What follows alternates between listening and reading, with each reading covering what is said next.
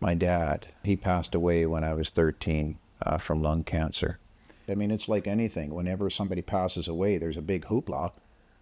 But then 6 months later, is anybody actually contacting the people? And it's not their fault, but they just caught up in life.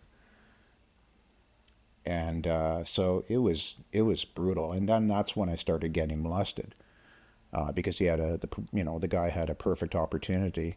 It was another family that attended the church, and my mom entrusted me with him. Hi, my name is Trevor Castillo, and we need to talk about this stuff. Here you have a 13-year-old boy, little Trevor. His dad was a pillar in the community. I didn't know what the hell lung cancer was. I had no clue. I thought he was just sick. He was coughing bad. Didn't know my dad was going to die. Then boom, all of a sudden he's gone. I went to 3 different high schools in 2 years in Vancouver for grade 9 and 10. And then I was starting to get into gang fighting. So my mom, she's at wit's end, and rightfully so. And she's working 2 jobs. Grade 11 and 12, she finally sent me off to private school in Saskatchewan, and that was the only place he didn't get me. That was the only place he didn't touch me. So it went on for 6, 7 years. And some people may think, oh, why did you let him at 18 years or 19 years old? Well, the guy had me in a mental frickin' prison. So I just know something's wrong with internally, but I don't know how to deal with that. And who the hell am I going to tell? I'm not going to tell anybody because I care about this man. It is so messed up. As I grew older, I think I started to develop anger. There was certainly no anger in the early years because I was confused. But as I got older, and as many, many times it continued to happen, I got more anger, even though I didn't understand the anger, where it was coming from, what was going on.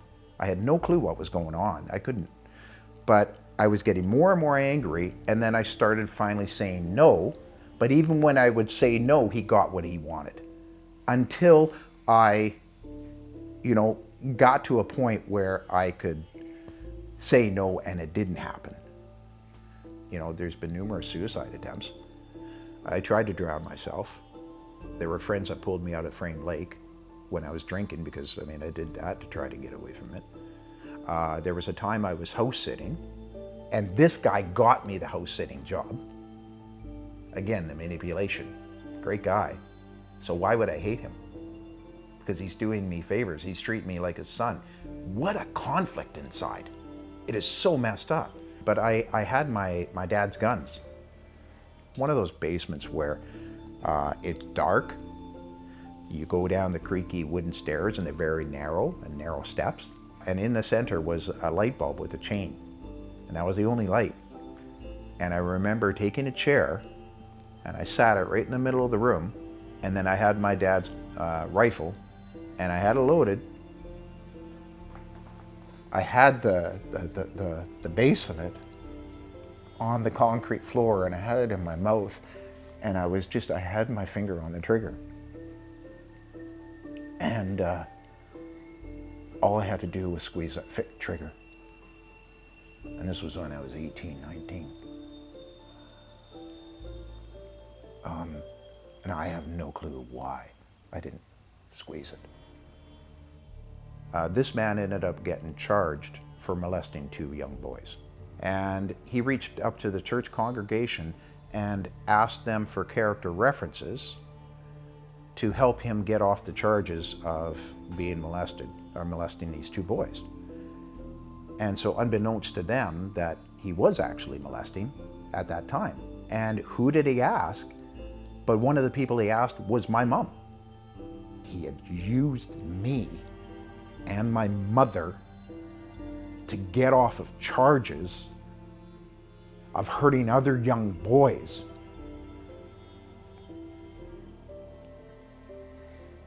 This guy took the cake.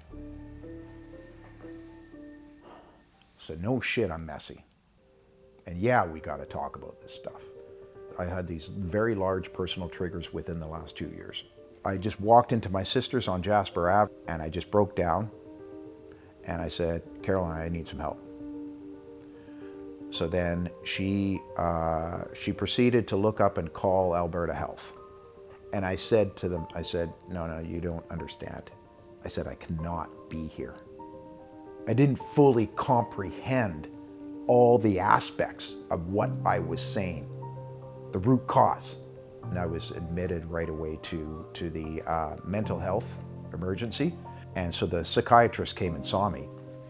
And so it was like a machine gun. I just dumped on him.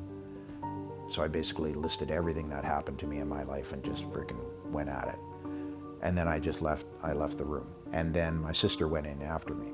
I guess the psychiatrist, he normally doesn't say these things, but she said to me afterwards that, he was visibly shaken. And he said, I can't believe that guy is still alive. We worked on myself for 4 weeks. Halfway through the 3rd week, that's when I decided on bankruptcy versus restructuring, because I wasn't going to go back in that prison. And I needed to pick Trevor now instead of the company.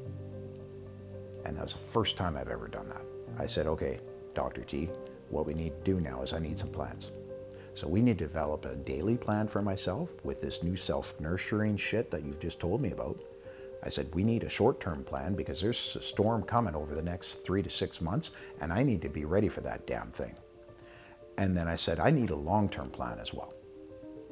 So we worked on different aspects of those 3 plans for the next week and a half. And then he and I both agreed that when I was ready to leave, and we both agreed that I was ready to leave, I would leave.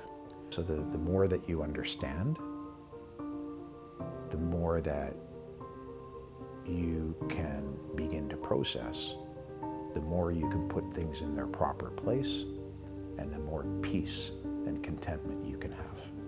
Hell, I go out to the cemetery, and sometimes the kids and I set up lawn chairs around Dad, and we have a conversation with him, shoot the shit. But it's fun. It's incorporating. It's not making anything uncomfortable. And you need to get uncomfortable to have courage. You need to tackle your tough spots to be true to yourself.